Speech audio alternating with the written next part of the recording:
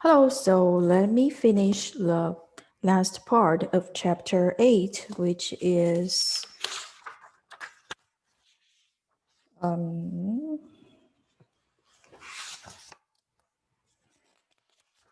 which is reshape and pivoting. So yeah, let me share my screen with you first.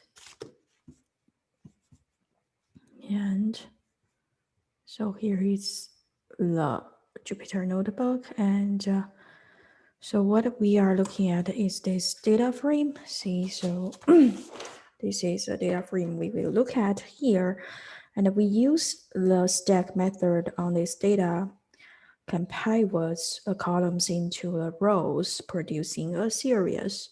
So right now we have a series. We can check the type of this series type. We can check the type of this. Okay, so series C. So we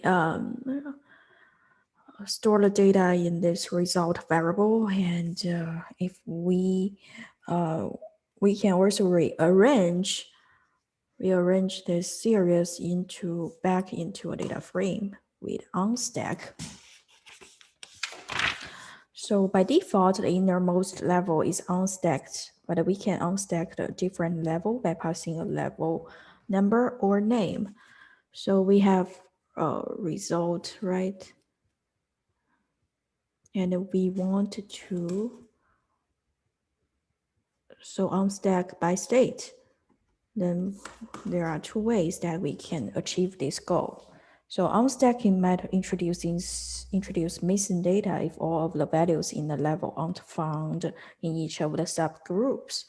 So we have S1 and S2 series, and let's see the result. So the result is like this. Okay, so what we want to do is, okay, first let's do an unstack. And so unstack and stack. Okay, we can see this is the original one, right? But what if we want to do job NA is equal to false?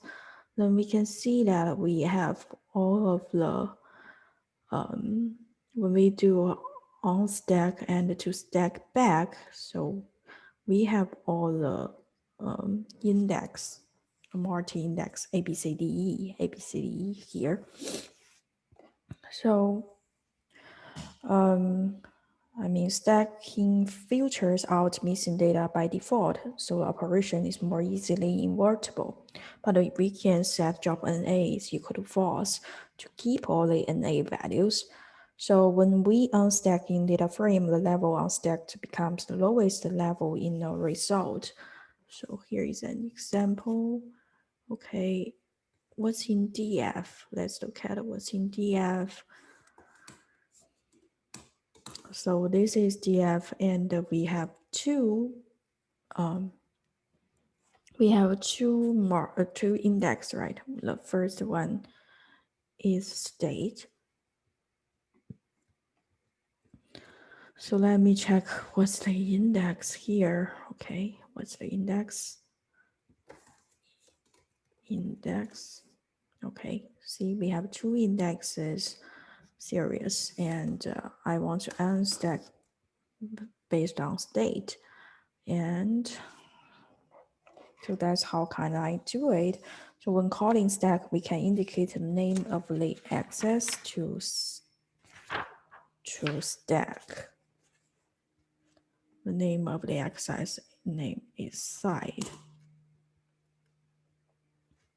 So side is left and right.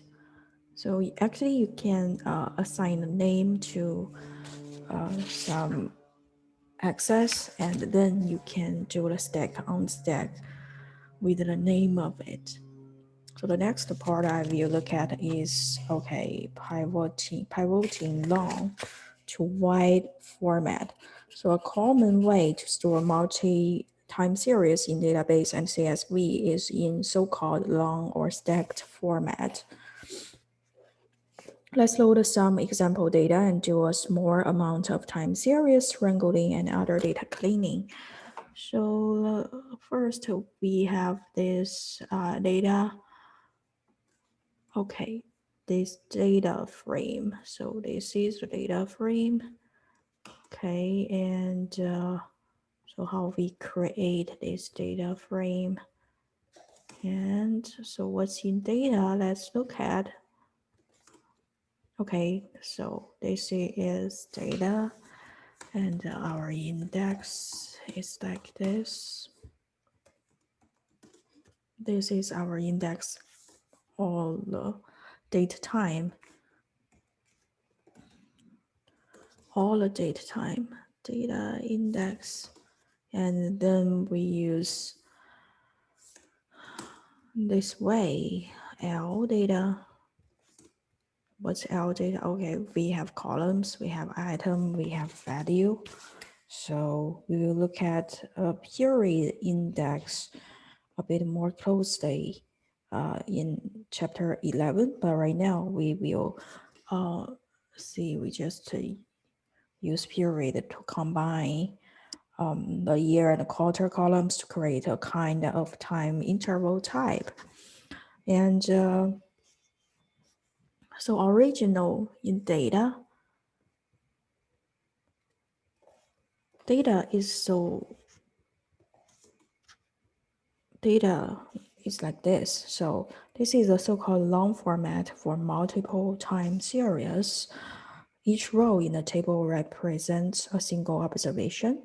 So data is frequently stored this way in relational database like MySQL.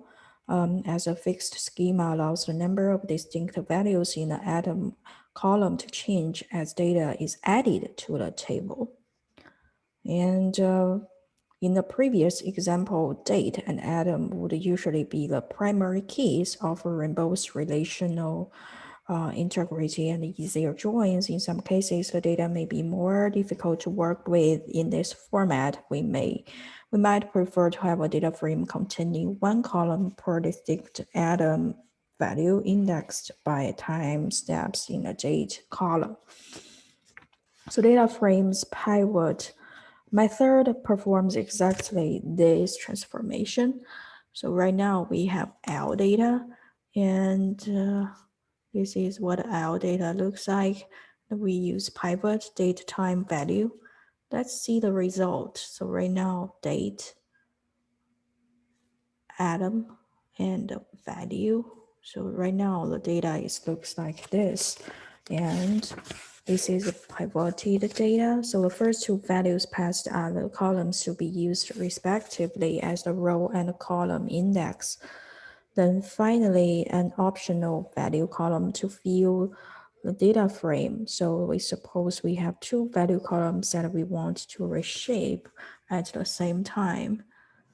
So see right now, okay, we want a true column, which is value 2, and so what we do is the pivot date item. So what this pivot looks like. Wow, it looks like this. So date and atom, but we have two values. So value 1, value 2. So this is the result. Value 1 and value 2. So actually, we obtain the data frame with the hierarchical columns, right? And note the pivot is equal to creating the hierarchical index using set index followed by a call or unstack.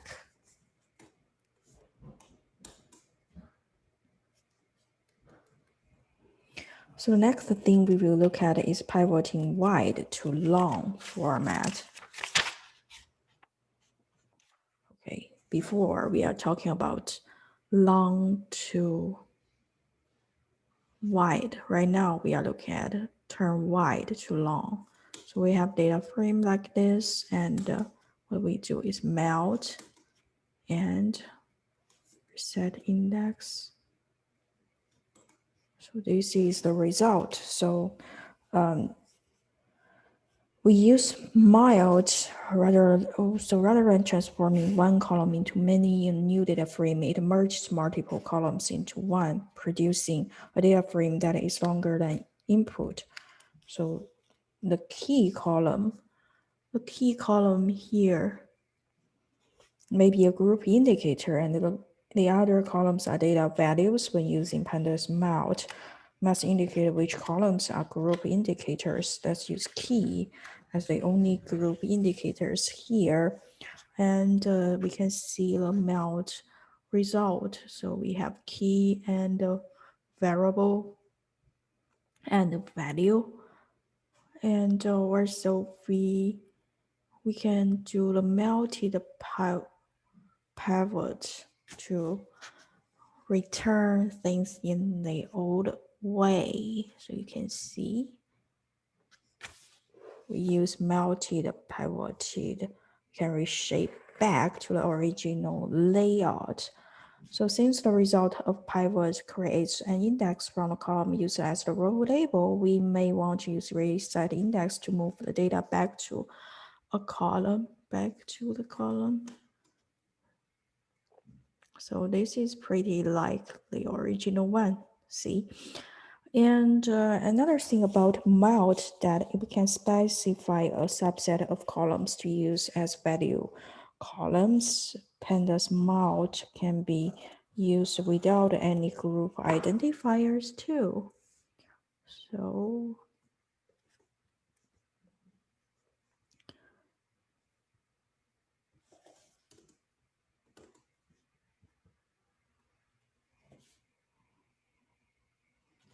yeah, so we have all the stuff about data import, cleaning, and reorganization. And we are ready to move on to data visualization with Matplotlib in next chapter, which is chapter 9.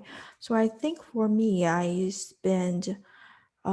really want to practice my coding skills. So in the plotting and the visualization chapter, I will input everything by myself. And so yeah, that's what I want. And see you in next video. Goodbye.